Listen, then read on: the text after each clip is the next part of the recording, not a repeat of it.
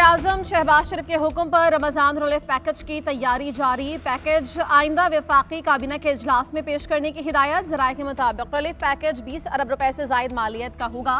40 लाख खानदानों को 5-5 हज़ार रुपए देने की तजवीज़। बेनज़ीर इनकम सपोर्ट प्रोग्राम का डेटा इस्तेमाल किया जाएगा। सस्ते रमज़ान बाजारों में बुनियादी अशिया पर 10 से 15% रिलीफ की दूसरी तजवीज़। काबीना के इजलास में मंजूर शुदा तजवीज़ पर फौरी अमल दरामद होगा।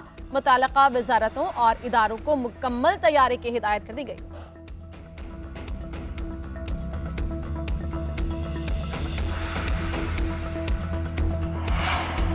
जजेस तबादलों का फैसला मुफाद आमा के तहत नहीं किया गया। कुछ और वजूहात हैं। सदर ममलिकत ने आर्टिकल 200 की शिक 1 का इस्तेमाल जुडिशल कमीशन के इख्तियार को गसब करके किया।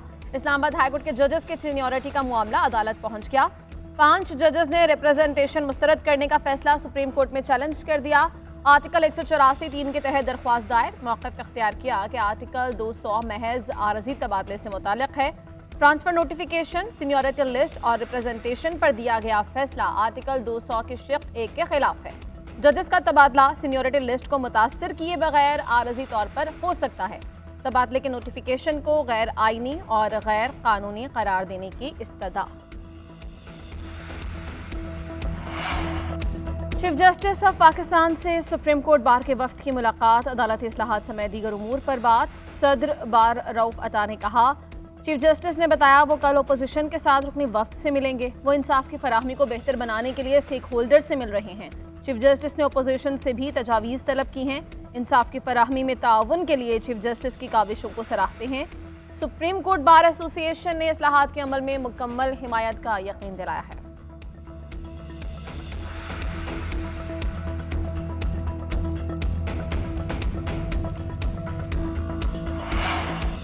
क्या एग्जीक्यूटिव के मातहत फोर्सेस अदालती इख्तियार का इस्तेमाल कर सकती हैं या नहीं? क्या अदालतों को आज़ाद होना चाहिए या नहीं? जस्टिस जमाल खान मंदोखेल के सिविलियन के मिलिट्री ट्रायल केस में सवालात। वकील उज़ैर भंडारी ने मौक़िफ़ इख्तियार किया कि कोर्ट मार्शल सिस्टम में आम सिविलियन को नहीं डाला जा सकता। जस्टिस जमाल मंदोखेल ने सवाल किया, 21D1 को निकाल दें तो फिर क्या होगा? वकील ने मौक़िफ़ इख्तियार किया, कोर्ट मार्शल का सिस्टम फिर भी चलेगा। ट्रेन चल रही है, उसको रोका नहीं जा सकता।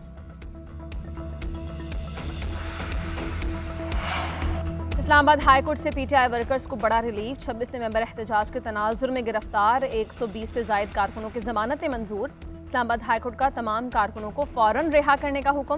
कायम मकाम चीफ जस्टिस सरफराज डोगर और जस्टिस मोहम्मद आसिफ ने जमानतें मंजूर कर लीं।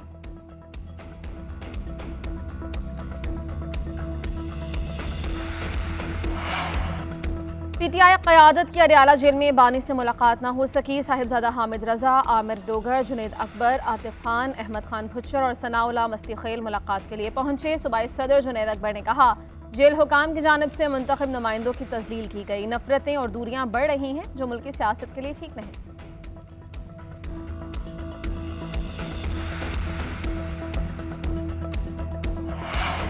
पीटीआई में चीफ मिनिस्टर हाउस पर कब्जे की लड़ाई जारी है। उनकी आखिरी कॉल भी नाकाम हो गई। अब कुछ बाकी नहीं रहा। विफाकी वजीर इंजीनियर अमीर मकाम का सवाबी में जलसे से खिताब।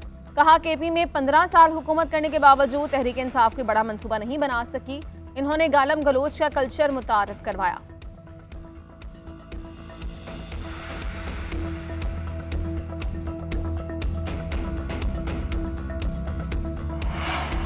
मुस्तफ़ा आमिर कातिल केस की तहकीकात में नए इंकशाफात। मरकजी मुलजिम अरमगान कुरैशी का जाली शनाख्ती कार्ड पकड़ा गया। ज़राए के मुताबिक मुलजिम ने साकिब वल्द सलमान अली के नाम से जाली शनाख्ती कार्ड बना रखा था।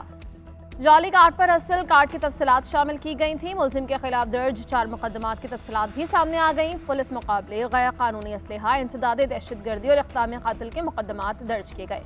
वज़ीर दाखिला सिंध ज़िया अंजार ने कहा, मुतल्लिक़ा अफसरान को केस जल्द से जल्द हल करने का हुक्म दिया है।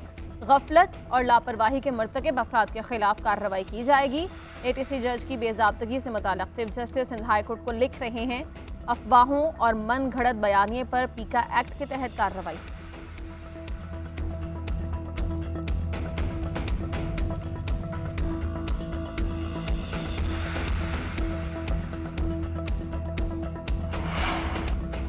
चैंपियंस ट्रॉफी के दूसरे मैच में भारत और बांग्लादेश मध्य मुकाबले बांग्लादेश ने 43 ओवर्स में 6 विकेट्स के नुकसान पर 190 रन बना लिए। बांग्लादेश के 3 खिलाड़ी खाता भी ना खोल सके। नजमुल हसन और मुशफ़िकुर रहीम बगैर कोई रन बनाए आउट हुए। तौहीद और जाकिर अली की जिम्मेदाराना बैटिंग, मोहम्मद शामी की 3 और अक्षर पटेल की 2 विकेट्स। बुमराह की जगह टीम में शामिल हर्षित राणा ने एक खिलाड़ी को आउट किया।